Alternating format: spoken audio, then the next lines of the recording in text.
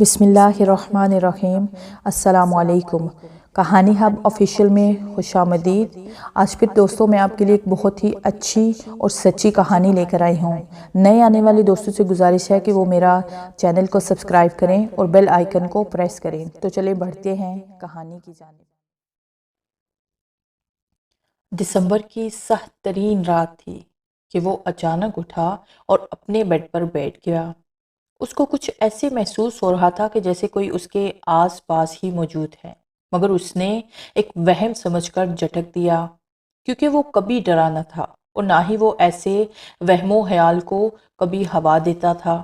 وہ تو ایک ینگ، سمارٹ اور ہاٹ قسم کا لڑکا تھا۔ اس کی بہادری کے چرچے پورے گاؤں میں مشہور تھے۔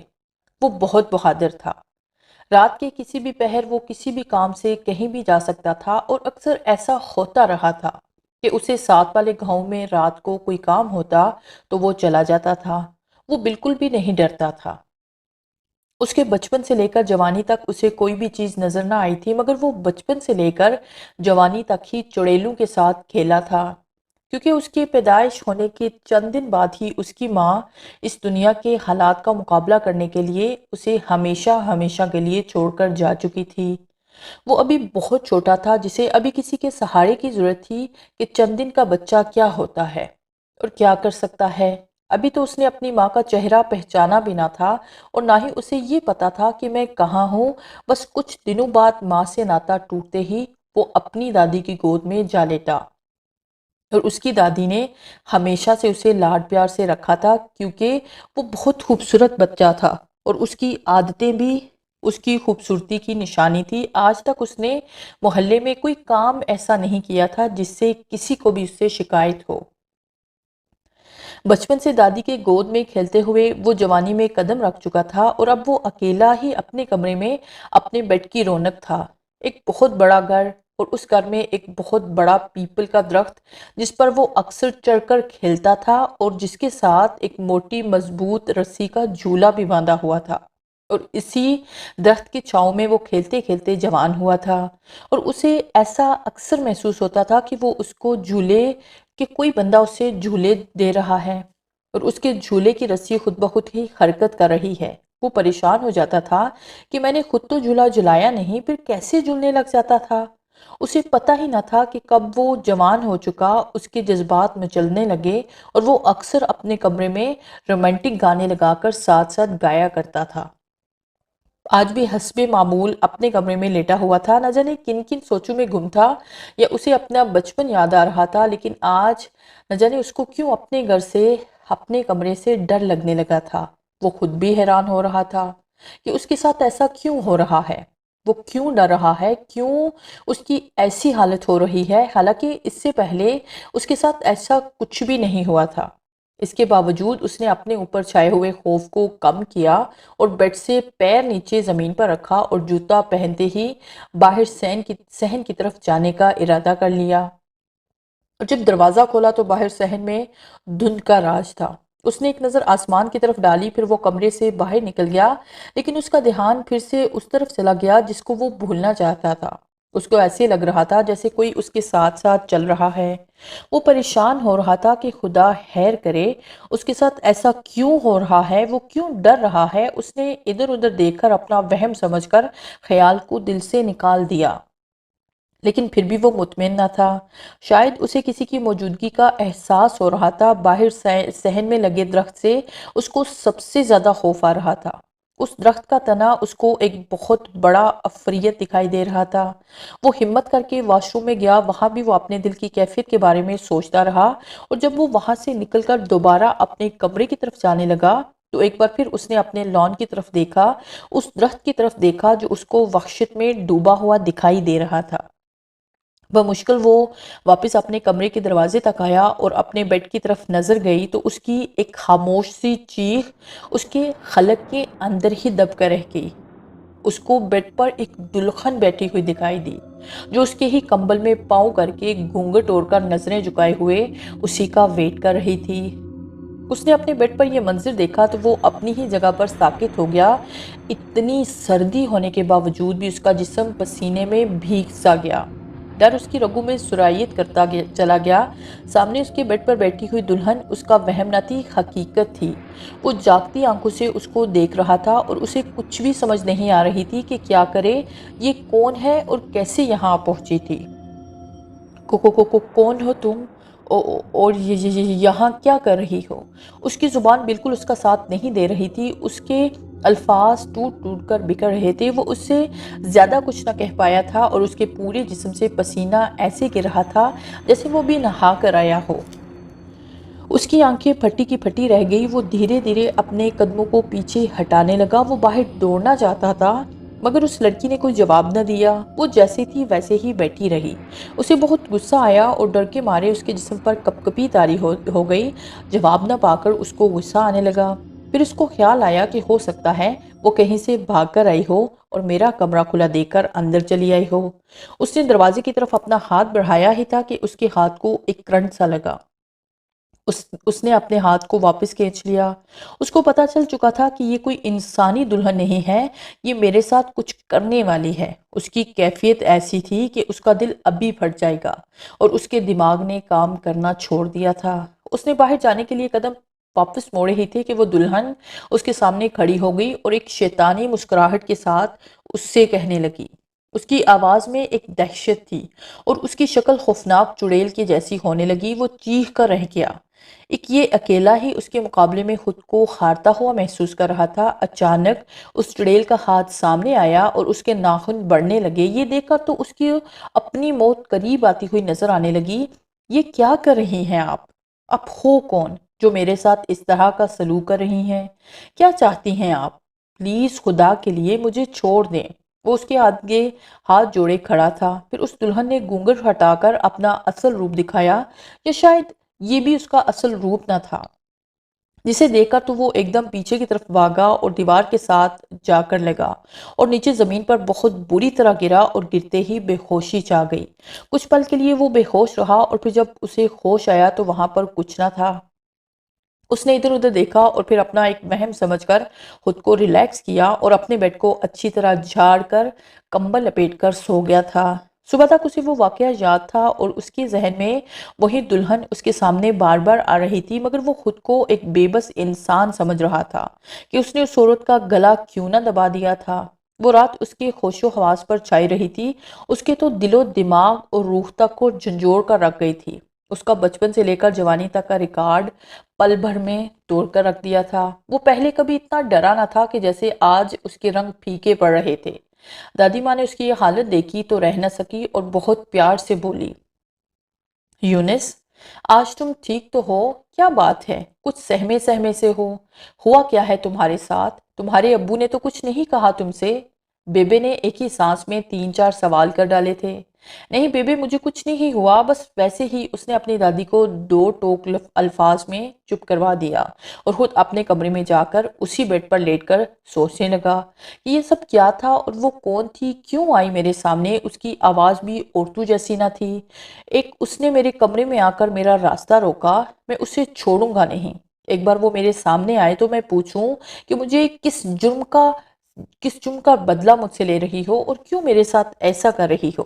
یونس کے ابو جیسے ہی گھر آئے تو بیبے نے انہیں بتا دیا کہ آج یونس کچھ پریشان ہے اور پورا دن چپ چاپ رہا۔ آج کوئی شرارت نہ کی اور نہ ہی باہر آیا۔ آج اس کا کوئی دوست بھی یہاں نہیں آیا، لگتا ہے اسے کچھ ہوا ہے۔ اس سے پوچھو بیٹا، ورنہ میرا دل بہت گھبرا رہا ہے۔ یونس کے ابو نے اس کے کمرے کا دروازہ نوک کیا تو یونس نے آواز سنتے ہی منہ پر کمبل لے لیا اور فوراً لیٹ گیا۔ ابو سمجھے کہ بیٹا آرام کر رہا ہے، ہو سکتا ہے آج اس کی طبیعت ٹھیک نہ ہو اور وہ آرام کر رہا ہے۔ جب اٹھے گا تو پوچھوں گا کہ کیا مسئلہ ہے۔ جب ابو کو واپس جاتے ہوئے محسوس کیا تو میں نے کمبل سے منہ ہٹا کر دیکھا اور پھر میں سوچ میں ڈوب گیا۔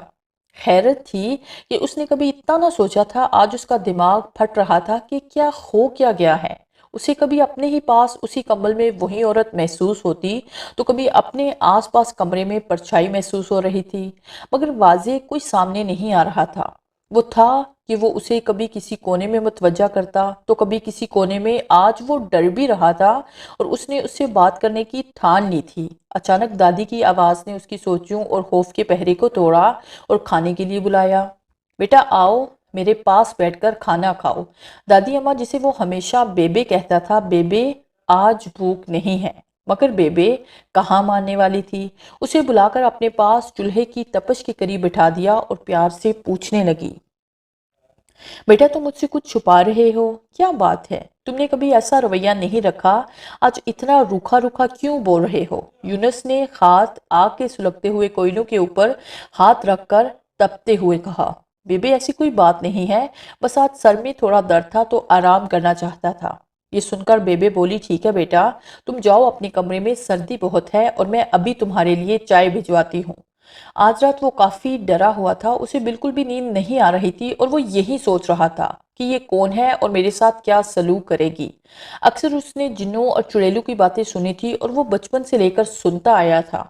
اس کا دادا کوئی عام انسان نہ تھے، وہ ایک پیر تھے جو وہ ان چیزوں کو قابو کر لیتے تھے، مگر جب سے وہ فوت ہوئے تھے تو اس وقت سے لے کر آج تک یونس کو کبھی کسی نے جھولا نہیں جھلایا تھا اور نہ ہی اسے گھر میں رات کو شور کی آوازیں آئی تھی، ورنہ وہ پوری رات جاگتے ہوئے طرح طرح کی آوازیں سنتا اور سوچتا کہ یہ پوری رات گرمیوں میں ہم لوگ تو باہر صحن میں سوتے ہیں اور کمرے کے دروازے کا لاک لگاتے ہیں، مگر اندر کپڑے کون سلائی کرتا ہے؟ پوری رات مشین چلنے کی آواز آتی، کبھی اندر سے گھنگرو چھنکنے کی آوازیں آتی تو کبھی ناچ گانے کی، لیکن بچپن سے لے کر اب تک کسی کو واضح نہیں دکھائی دیتی تھی۔ آج رات یونس نے بہت کچھ پڑھا اور اپنے اوپر دھم کیا اور اللہ تعالیٰ سے دعا کی کہ مجھے اس خوفناک دلہن سے نجات دلا دو، مگر اس کی دعا نے قبول ہونے میں دیر کر دی تھی۔ وہ ڈرا سہما لیٹا ہوا تھا کہ اچانک کمرے کی لائٹ آف ہو گئی اور اسے اس سرد رات کے اندھیرے میں بہت خوف آ رہا تھا۔ اسے ایسے لگ رہا تھا کہ جیسے اسے صرف دو آنکھیں ہی کبھی ادھر کبھی ادھر چلتی ہوئی نظر آ رہی ہیں، مگر وہ ان کی طرف دیکھ دیکھ کر پسینے سے تر ہوتا گیا اور کانپنے لگا کہ آج سے مجھے چھوڑے گی نہیں۔ اس کو آج اپنے دل کی دھڑکن صاف سنائی دے رہی تھی اور اسے اپنا دل مٹھی میں سمٹتا ہوا محسوس ہو رہا تھا۔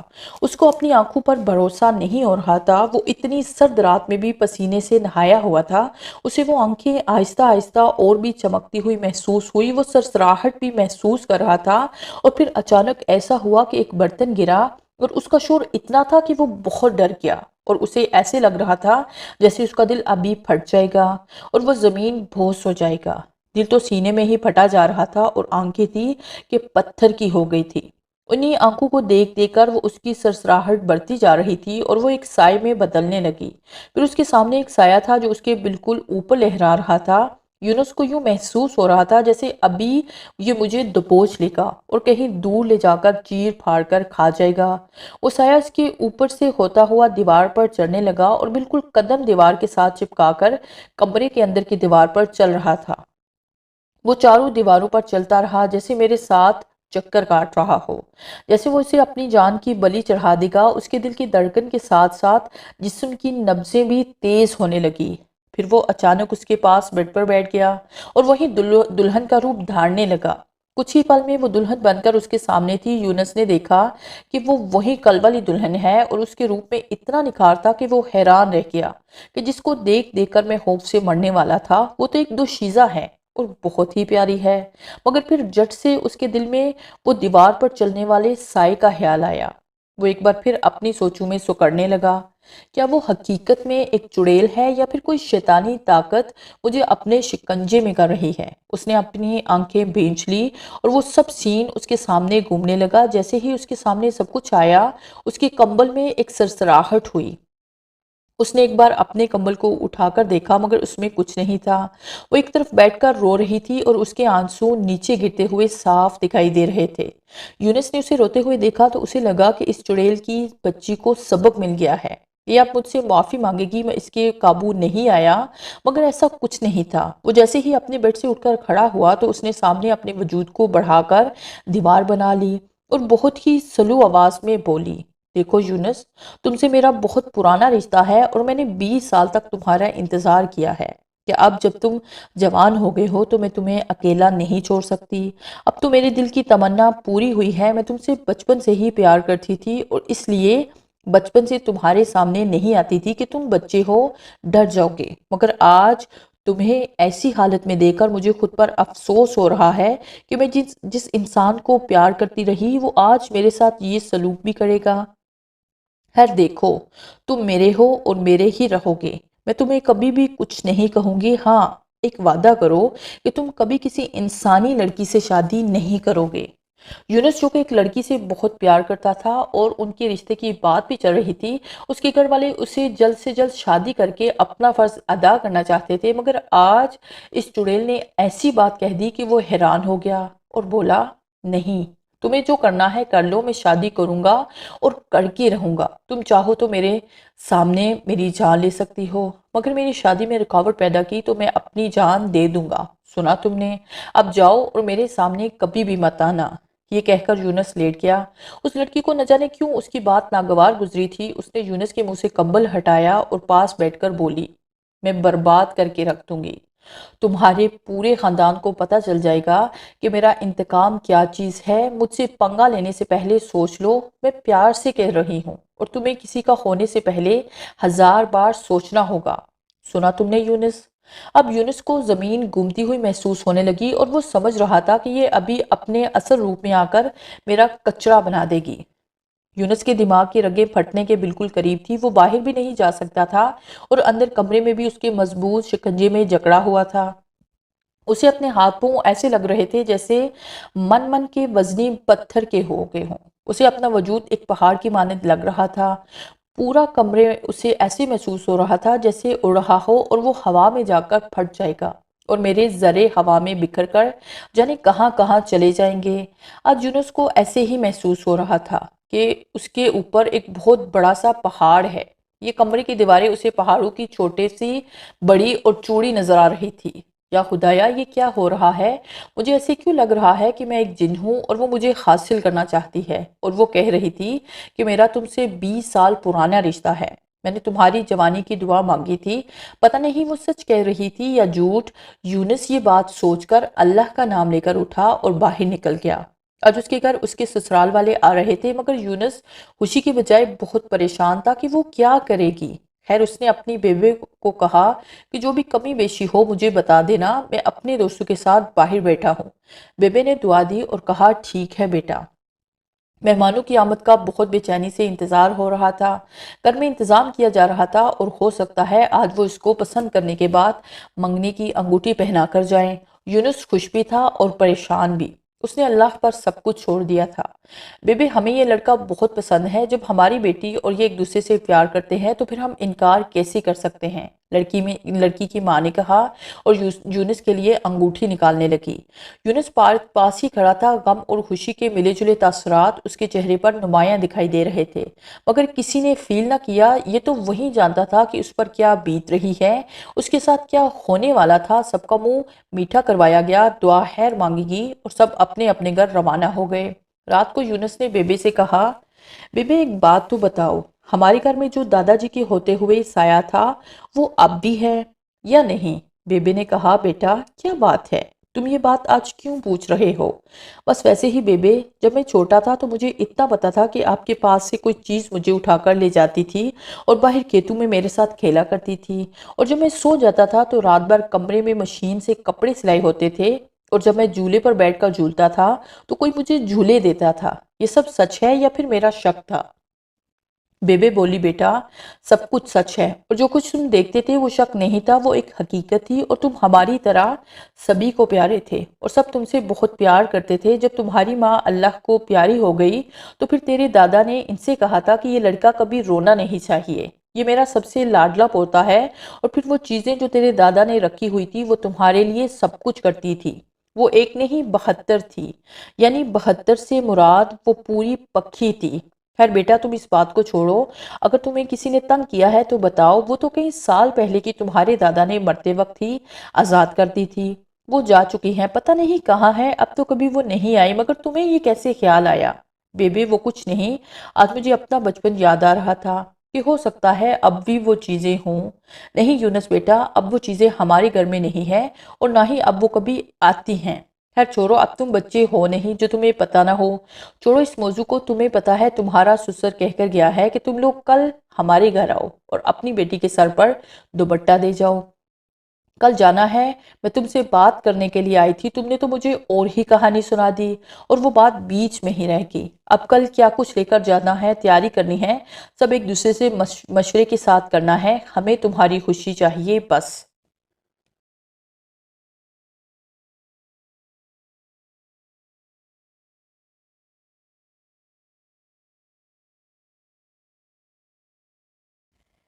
بیبے مجھے آرام کرنے دیں، یہ آپ کا کام ہے اور آپ ہی کریں، جو کرنا ہے، جو لے کر جانا ہے آپ کو پتہ ہے۔ میں سونے لگا ہوں، آپ دوسرے کمرے میں جائیں اور تیاری کریں۔ دسمبر کے دن چھوٹے ہوتے ہیں، ایسا نہ ہو کہ تیاری میں آدھا دن گزر جائے اور شام کو وہاں جا پہنچے۔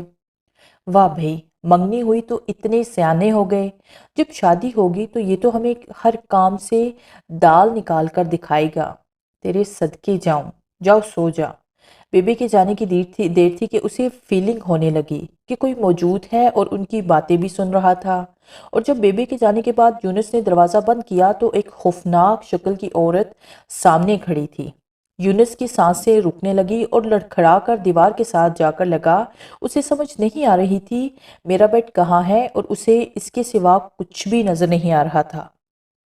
یونس پیچھے کی طرف سڑک رہا تھا، مگر وہ اس کے ساتھ ساتھ اس کے چہرے پر سر جھکائے دھیرے دھیرے قدم اٹھاتی ہوئی برابر اس کی جانب بڑھ رہی تھی۔ اس نے اپنے نوکیلے اور قاتل ناخن والا ہاتھ آگے بڑھا کر یونس کی گردن سے پکڑا اور بولی، دیکھو یونس، تم نے میری بات نہ مان کر بہت برا کیا ہے۔ میں نے تمہیں کہا تھا کہ تم شادی نہیں کرو گے، مگر تم نے میری بات نہ مانی اور منگنی کی انگوٹھی پہن لی۔ تم کیا سمجھتے ہو میں تمہیں چھوڑ دوں گی؟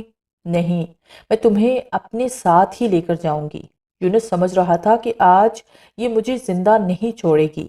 یونس ایک بت کی طرح اس کے سامنے مجرم بنا کھڑا تھا۔ چھوڑ دو مجھے پلیز، خدا کے لیے مجھے چھوڑ دو۔ تمہاری جو بھی دشمنی ہے وہ بتاؤ، مگر میری جان بخش دو۔ وہ کانپتے ہوئے بولا، نہیں یونس، اتنی آسانی سے تو میں تمہیں چھوڑنے والی نہیں ہوں، اور یہ رشتہ اتنی آسانی سے نہیں ٹوٹے گا۔ اب دیکھتی ہوں تم لوگ کل کیسے جاؤ گے، تمہارے پاس کچھ ہوگا تو جاؤ گے نا۔ میں تمہیں ماروں گی نہیں، مگر یاد رکھنا اگر تم میرے نہ ہوئے تو میں تمہاری زندگی عذاب بنا دوں گی، اور نہ تم مر سکو گے اور نہ ہی جی سکو گے۔ بس اتنا یاد رکھنا، مجھے قبول کر لو تو ہی بہتر ہے۔ نہیں، ہرگز نہیں، میں ایک انسان ہوں اور چڑیل سے شادی نہیں کر سکتا، اور نہ ہی میں اپنی موت کو گلے لگانا چاہتا ہوں۔ چڑیل نے اس کی بات پر یونس کو اٹھا کر بیڈ پر پھینکا اور پاس جا کر کھڑی ہوئی۔ اپنے ہونہار آنکھوں سے شعلے اگلتے ہوئے بولی۔ اس کی آواز ایک آواز نہیں تھی، ایک ساتھ کئی ملی جلی آوازیں اس کے حلق سے نکل رہی تھی، اور اتنی کڑکدار آواز تھی کہ یونس کا کمرہ اس کے اوپر گرتا ہوا اسے محسوس ہوا۔ یونس نے اپنے کمرے کی چھت کی طرف دیکھا اور آنکھیں بند کر لی اور بولا، پلیز خدا کے لیے مجھے چھوڑ دو۔ چھوڑ دوں؟ کیسے چھوڑ دوں؟ میں انسان نہیں ہوں جو ہار جاؤں گی، میں ایک چڑیل ہوں اور تم سے پیار کرتی ہوں، اور اپنا پیار چھوڑ دوں؟ کیسے چھوڑ دوں؟ بتاؤ، تم اپنا پیار چھوڑ سکتے ہو؟ اور تمہیں چھوڑنا بھی ہوگا، میں تم دونوں کو کبھی ایک نہ ہونے دوں گی۔ تمہیں تو میں پیار کرتی ہوں، اس لیے کچھ نہیں کہوں گی، مگر اس لڑکی کو تمہاری وجہ سے مجھے مارنا پڑے گا۔ یہ سن کر یونس رونے لگا اور ہاتھ جوڑ کر بولا، نہیں، تم اسے کچھ مت کہنا، اس نے تمہارا کیا بگاڑا ہے؟ تمہارا انتقام یا رشتہ مجھ سے ہے، اس سے نہیں۔ اسے کچھ بھی نہ کرنا، وہ غریب لوگ ہیں، ان کی ایک ہی بیٹی ہے، اسے کچھ ہو گیا تو خدا تمہیں معاف نہیں کرے گا۔ یونس دیکھو، میں تم سے پیار کرتی ہوں اور تمہیں پیار سے کہتی ہوں کہ میں اسے بھی تمہیں کچھ نہیں کہوں گی۔ تم اس کا نام مت لینا اور مجھ سے شادی کرو گے۔ اگر اب انکار ہوا تو میں بھول جاؤں گی کہ وہ تمہارا پیار تھی، تمہارے کیے کی سزا اس کی جان ہے۔ اب فیصلہ تم پر ہے، اگر اس کی زندگی چاہتے ہو تو یہ رشتہ توڑ دو۔ وہ پیار سے سمجھاتے ہوئے بولی، نہیں، ایسا کبھی نہیں ہوگا، جو کرنا ہے میرے ساتھ کرو، اسے کچھ نہیں کہو گی، مجھے مار دو، مجھے کوئی دکھ نہیں، مگر اسے کچھ بھی ہوا تو یہ سب تمہارا کیا دھرا ہوگا، اور پھر جانتی ہو تمہاری سزا کیا ہوگی؟ پوری زندگی تم میری غلام بن کر رہ جاؤ گی۔ میں تمہاری اصلیت کو جانتا ہوں، تم کون ہو، مجھے کیسے جانتی ہو، اور تمہارا میرا 20 سال سے رشتہ کیسے بنا ہے۔ یہ رشتہ تم نے بنایا تھا، میں نے نہیں، اور میں ایک انسان ہوں اور انسانی لڑکی سے شادی کروں گا، اور آج کے بعد تم نے میری شادی میں رکاوٹ ڈالی تو دیکھ لینا کہ تمہارا انجام کتنا برا ہوگا۔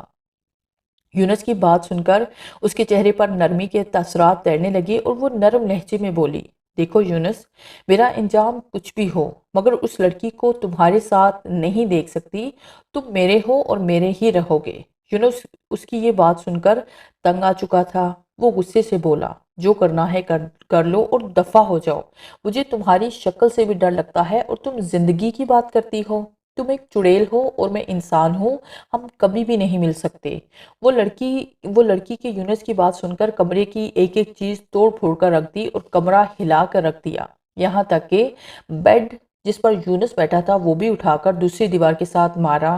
یونس تو لڑکھڑا کر کسی کاغذ کی طرح اڑتا ہوا دوسری دیوار کے ساتھ جا کر لگا اور اس کے سر سے خون بہنے لگا۔ وہ ڈر کے مارے لرز رہا تھا اور اس کے منہ سے کوئی بھی بات نہیں نکل پا رہی تھی۔ آج اس نے اس کی طاقت کو محسوس کر لیا تھا۔ یونس نہ جانے کتنی دیر تک بے ہوش رہا، پھر جب وہ ہوش میں آیا تو دن کے 10 بج رہے تھے اور وہ دادی کے پاس صحن میں چارپائی کے اوپر لیٹا ہوا تھا۔ اس کے سر پر پٹی بندھی ہوئی تھی۔ اسے رات والا واقعہ بالکل صاف دکھائی دے رہا تھا اور وہ سوچوں میں گم ہو گیا کہ رات اس کے ساتھ کیا سلوک کیا گیا ہے۔ اگر وہ اسے پسند کرتی ہے تو کوئی بھی اپنے پیار کے ساتھ ایسا سلوک نہیں کرتا۔ پیار کرنے والے کے لیے تو ہر چیز قربان کر دی جاتی ہے اور اپنے پیار کو گرم ہوا بھی برداشت نہیں ہوتی۔ بیبے بولی، یونس بیٹا، تم ہوش میں آ چکے ہو، تم بتا سکتے ہو یہ سب کیا ہوا؟ بیبے، وہ دو آدمی اندر آ گئے تھے اور وہ چوری کرنا چاہتے تھے، میں نے ان کا مقابلہ کیا، وہ بہت زخمی حالت میں بھاگ گئے، چوٹ تو مجھے بھی آئی مگر ان کو سبق مل چکا ہے، وہ اب کبھی بھی کسی کے گھر میں نہیں جائیں گے۔ بیبے، شاید لوگوں کو پتا ہے کہ ان کی شادی کی تیاریاں ہو رہی ہیں اور اس دور میں تو کوئی کسی کو کھاتے پیتے نہیں دیکھ سکتا۔ بیبے ان کو بھی پتا ہوگا کہ ان لوگوں نے کچھ جوڑا ہوا ہے شادی کے لیے، اسی لیے وہ چوری کرنے آئے تھے۔ ان کی قسمت بری کہ وہ میرے کمرے میں چلے آئے اور اس وقت آئے جب میں واش روم میں گیا ہوا تھا۔ جب واپس آیا تو انہوں نے حملہ کرنے کی کوشش کی مگر میں ان پر ہیوی پڑ گیا تھا۔ جاتے جاتے انہوں نے میرے سر میں نہ جانے کیا چیز ماری کہ میں بے ہوش ہو گیا اور وہ بھاگ گئے۔ یہ بیبے کو یونس نے جھوٹی کہانی سنا کر چپ کروا دیا مگر یونس اس کے وار پر بہت ڈر گیا تھا۔ اس کو اپنا ہی وجود ایک پہاڑ کی طرح لگ رہا تھا، وہ کسی دیو جیسا خود کو ہی محسوس کر رہا تھا اور اس کی آنکھوں میں ہر چیز بہت بڑی بڑی لگ رہی تھی۔ وہ دادی کی طرف بڑے غور سے دیکھنے لگا اور حیرت میں سوچنے لگا کہ بیبے کو کیا ہو گیا ہے، وہ اتنی بڑی کیسے ہو گئی ہیں، کیونکہ دماغ تو اس کا اپنا کام نہیں کر رہا تھا۔ وہ پاگل سی کی حالت بنا کر بیٹھا تھا۔ یونس بیٹا، بتاتے ہو کہ کیا ہوا تھا؟ یہ اس کے ابو کی آواز ہے، مگر دادی نے سائیڈ لے لی اور کہا کہ اس کو گہری چوٹ آئی ہے، اسے آرام کرنے دو، دیکھا نہیں کمرے کی حالت سے لگتا ہے کہ وہ رات کو ڈٹ کر مقابلہ کرتا رہا ہے اور آخرکار جیت گیا ہے۔ پھر بولے، بیٹا اب تم جاؤ، وہ آپ کے سسرال والے انتظار کر رہے ہیں، اب کیا کرنا ہے، جانا ہے یا پھر پیغام بھجوا دیں کہ اگلے دن رکھ لیتے ہیں؟ نہیں ابو جان، آپ لوگ جائیں، میں ٹھیک ہوں اور اب مجھے کچھ نہیں ہوگا۔ ان لوگوں نے بہت خرچہ کیا ہوگا اور اس دن کی خوشی بہت کم نصیب ہوتی ہے، آپ جائیں، اللہ کرم کرے گا۔ یونس نے ان کو سمجھاتے ہوئے کہا۔ بیٹی کی بات سن کر باپ کے دل کو کچھ سکون ملا اور بیبے سے کہا کہ بیبے اب جلدی تیار ہو جائیں، ہم چلتے ہیں۔ وہ لوگ منگنی کی تیاری کر کے گھر سے روانہ ہی ہوئے تھے کہ یونس کو صحن میں اکیلے پا کر چڑیل پھر اس پر ہیوی ہو گئی اور ایک پہاڑی کسی دیو کی شکل میں جب سامنے آئی تو یونس کو لگا جیسے سورج کے آگے بہت گہرا بادل چھا گیا ہو اور ایک دم اندھیرا ہو گیا ہو، دھوپ کا نام و نشان بھی نہیں تھا۔ یونس کانپنے لگا، آج یہ مجھے زندہ نہیں چھوڑے گی، مگر یونس نے دور تک اوپر اس کے چہرے کو دیکھنے کی کوشش کی، اس کا چہرہ نظر نہیں آ رہا تھا۔ وہ ایک بہت بڑا ہیلا بن کر کھڑی تھی۔ یونس کی نظریں اسے تلاش کر کے تھک کر زمین پر اس کے پاؤں پر آ کر ٹھہر گئی۔ جب یونس نے اس کے پاؤں دیکھے تو وہ مڑے ہوئے تھے اور بہت بڑے بڑے، یہاں تک کہ اس کا پورے صحن میں اس کے پاؤں پھیلے ہوئے تھے۔ کالا سیاہ ہیلا یونس اس کے آگے ایک چونٹی کی مانند لگ رہا تھا یا پھر اس سے بھی چھوٹا۔ یونس نے اٹھ کر بھاگنے کی کوشش کی مگر اس کے جسم کو کسی غائبی طاقت نے وہاں سے ہلنے نہ دیا۔ وہ چیخ کر بے ہوش ہو گیا۔ کچھ ہی پل میں اسے ہوش آیا۔ وہ ہیلا ایک دوشیزہ لڑکی کی شکل اختیار کر چکا تھا اور اس کے سامنے اسی کی چارپائی پر بیٹھی تھی۔ یونس کو شاید وہ خود ہی ہوش میں لائی تھی۔ جب یونس نے اسے اتنی پیاری شکل میں دیکھا تو اپنے ہاس بحال کر کے بولا، تم آخر کس چیز کا بدلہ لے رہی ہو، بتاتی کیوں نہیں؟ اس پر وہ مسکرائی اور بولی، یونس یہ بہت لمبی کہانی ہے، اور اس سے پہلے کہ وہ لڑکی تمہارے بندن میں بن جائے میں جا رہی ہوں، تمہیں تو کچھ نہیں کہہ سکتی کیونکہ تم میرا پیار ہو، اور میں اس لڑکی کو تمہاری نہیں ہونے دوں گی۔ یہ کہہ کر وہ ایک دھوئیں کی شکل میں تبدیل ہو کر وہاں سے غائب ہو گئی۔ نہیں، نہیں، تم اسے کچھ بھی نہیں کرو گی، میں اسے کچھ نہیں ہونے دوں گا۔ یونس چیخ چیخ کر اسے روک رہا تھا، مگر اب وہ کب کی جا چکی تھی۔ ادھر بیبے اور ابو یونس کا بڑا بھائی اسے انگوٹھی پہنانے کی تیاری کر رہے تھے کہ اس لڑکی کے جسم پر اس چڑیل نے قبضہ جمانا شروع کر دیا۔ وہ لڑکی یکدم ایک کڑک لہجے میں بولی، یہ منگنی نہیں ہو سکتی۔ سب لوگ یہ سن کر حیران ہو گئے۔ اس کی ماں نے اپنی بیٹی کی حالت دیکھی تو حیران رہ گئی کہ اسے اچانک کیا ہو گیا ہے۔ لڑکی پھر بولی، سنا نہیں؟ تم لوگ لوٹ جاؤ اپنے گھر پہ، یہ منگنی نہیں ہو سکتی، میں یہ منگنی نہیں کروں گی، یہ انگوٹھی کسی اور کی ہے اور اسے پہناؤ۔ سب کے چہرے پر پسینے تیرنے لگے۔ ماں اپنی بیٹی کے پاس گئی اور اس کے سر پر ہاتھ پھیرنے کے لیے اپنا ہاتھ بڑھایا ہی تھا کہ بیٹی نے کسی بال کی طرح ماں کو پکڑ کر دور پھینکا اور ماں گرتے ہی بے ہوش ہو گئی۔ شاید اس کے دماغ پر چوٹ لگی تھی۔ یہ سب ماجرا دیکھ کر بیبے، ابو اور بھائی پریشان تھے کہ کیا ہو گیا ہے۔ اچانک ہی لڑکی نے بدلنا شروع کر دیا۔ بیبے کو محسوس ہوا کہ لڑکی کے اندر کوئی روح آ کر لڑکی کو نقصان پہنچا رہی ہے۔ بیبے نے اس کو للکار کر کہا، تم جو بھی ہو سامنے آؤ، اس بچی نے تمہارا کیا بگاڑا ہے؟ مگر وہ ایک شیطانی مسکراہٹ کے ساتھ بولی، بیبے آپ کو منع کیا ہے، یہ منگنی مت کرو ورنہ میں چھت سے کود کر مر جاؤں گی۔ بیبے یہ سن کر پریشان ہوئی اور آگے بڑھنے لگی کہ لڑکی لڑکھڑاتی ہوئی سیڑھیاں چڑھنے لگی۔ سب اسے آوازیں دے رہے تھے مگر وہ لڑکی چیختی ہوئی، اس کی آواز کسی ایک کی آواز نہیں تھی بلکہ مختلف آوازیں ملی جلی ہوئی تھی، اور اس نے کہا، کوئی میرے پیچھے نہیں آئے گا، تم سب اپنی اپنی جگہ پر کھڑے رہو ورنہ میں کود جاؤں گی۔ لڑکی کا باپ اور رشتہ دار تو ڈر کے مارے بھاگ گئے تھے مگر ماں بے ہوش تھی۔ یونس کے بھائی بھی گھر سے جا چکے تھے اور ابو شاید کسی عامل بابا کو لینے کے لیے چلے گئے تھے۔ دادی تھی جو اسے روک رہی تھی، دیکھو بیٹی، نیچے آ جاؤ، پلیز کچھ نہ کرنا، تم سے وعدہ کرتی ہوں کہ ہم آپ کو پیار سے رکھیں گے اور تم جو کہو گی وہ کریں گے، مگر ایک بار میرے بیٹے کے نام کی انگوٹھی پہن لو۔ مگر انگوٹھی کا نام سنتے ہی اس نے اوپر سے چھلانگ لگا دی۔ چھت سے گرتے گرتے وہ روح نکل چکی تھی اور لڑکی بہت بری طرح نیچے کسی سوکھے پتے کی طرح جھولتی ہوئی زمین پر آ گری اور گرتے ہی خون کی ندی بہنے لگی۔ اس کے ناک، منہ سے اور سر سے خون نکل رہا تھا۔ اسے سیدھا کیا تو وہ کب کی سو چکی تھی۔ خوشی کا گھر ماتم گدا بن چکا تھا۔ یہ وہ سب اسے ابھی اٹھا کر چارپائی پر لٹا رہے تھے کہ یونس پہنچ گیا، اور جب اس نے یہ ماجرا دیکھا تو اپنے ہوش کو بیٹھا اور ٹکریں مار مار کر رونے لگا۔ یہ سب کیا ہو گیا ہے؟ دراصل یونس نے آنے میں دیر کر دی تھی ورنہ ایسا کچھ نہیں ہوتا۔ دیکھو یونس، یہ کیا ہو گیا ہے؟ اس کی حالت پہچانی نہیں جا رہی تھی۔ سب نے اسے چارپائی پر لٹایا تو اتنے میں یونس کے ابو ایک پیر بابا کو لے کر آ گئے، اور پیر بابا نے بھی کچھ ہی پل میں سب کچھ سمجھ لیا کہ یہ کیا ماجرا ہے۔ اب بابا جی تو کچھ نہیں کر سکتے تھے۔ وہ بولے، تم لوگ اس کام سے فارغ ہو کر میرے پاس آؤ، میں بتاتا ہوں کہ کیا مسئلہ ہے۔ آج یونس کے دل پر بہت برا اثر پڑا تھا، اور وہ جینا نہیں چاہتا تھا کہ اس کا پیار اس ظالم چڑیل نے اس کی جان لے کر اس سے دور کر دیا تھا، اور اب یونس نے اس تمام ماجرے کو جاننے کی نیت کر لی تھی۔ لڑکی کے ماں باپ اپنے اکلوتی اولاد کے لیے غم سے نڈال ہو چکے تھے۔ یہ ان کی واحد اولاد تھی، بیٹا ان کا سرمایہ وجود اب منو مٹی کے ڈھرے میں تبدیل ہو گیا تھا، اور وہ ایک زندہ لاش بن کر رہ گئے تھے۔ ان کے گھر کا چراغ بجھ چکا تھا۔ اس ظالم چڑیل کو تو میں سبق سکھا کر رہوں گا۔ یہ جو بھی ہے، اس کا رشتہ کب سے ہے اور یہ کیوں میرے پیچھے پڑی ہے، یہ اس کا انجام بہت برا ہوگا۔ رو دو کر سب اپنے اپنے گھر واپس آ گئے۔ اگلے 2-4 دن سکون کے گزرے، مگر یونس کے دل کی دنیا آباد ہونے سے پہلے ہی برباد ہو گئی تھی۔ اب یونس اس چڑیل کے بارے میں جاننا چاہتا تھا۔ اس نے اپنے ابو اور بیبے کے ساتھ جانے کا پروگرام بنایا کہ وہ بہت جلد بابا کے پاس جا کر حقیقت کا پتہ لگائیں گے۔